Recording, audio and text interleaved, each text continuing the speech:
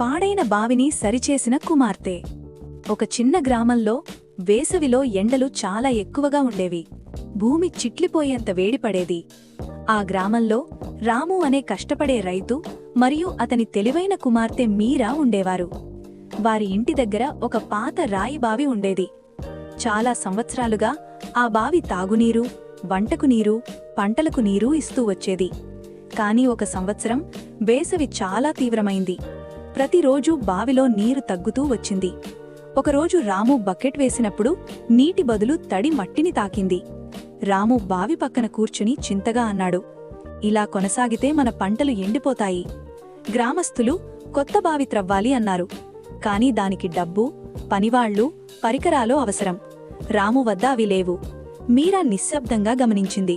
వర్షాకాలంలో ఇంటి పైకప్పు మీద పడే వర్షపు నీరు వీధిలోకి పారిపోతుందని ఆమె చూసింది. ఒక సాయంత్రం మీరా తన నాన్నను దగ్గరికి వెళ్లి చెప్పింది, నాన్నా, ఆ వర్షపు నీటిని బావిలోకి మళ్లిస్తే ఎలా ఉంటుంది? రాము ఆశ్చర్యపోయాడు. అది పనిచేస్తుందా అన్నాడు. మీరా తన ఆలోచన చెప్పింది. ఇంటి పైకపు అంచుల దగ్గర బాంబగొట్టాలు పెట్టవచ్చు. మట్టిలో చిన్న చిన్న కాలువలు త్రవ్వి నీటిని బావి దగ్గరికి మళ్లించవచ్చు.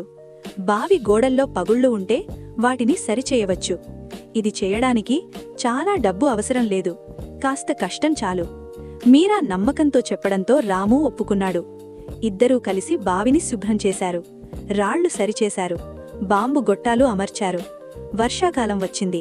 మొదటి భారీ వర్షం పడింది. వర్షపు నీరు గొట్టాల ద్వారా నేరుగా బావిలోకి వెళ్ళింది. రోజురోజుకి బావిలో నీటి మట్టం పెరిగింది. కొన్ని వారాల్లో బావి మళ్లీ నిండిపోయింది. పంటలు కాపాడబడ్డాయి. కుటుంబం ఆనందించింది. గ్రామస్థులు ఆశ్చర్యపోయారు. అప్పటినుంచి గ్రామంలో ఎవరైనా కష్టంలో పడితే ఇలా చెప్పేవారు, పిల్లల ఆలోచనలు కూడా పెద్ద సమస్యలు పరిష్కరించగలవు. నీతి: పిల్లలు కూడా పెద్ద సమస్యలకు పరిష్కారం చూపగలరు. చూసినందుకు ధన్యవాదాలు. ఇంకా ఇలాంటి కథల కోసం టైనీ టాడ్లర్ టైమ్స్ ఛానల్ను సబ్స్క్రైబ్ చేయండి.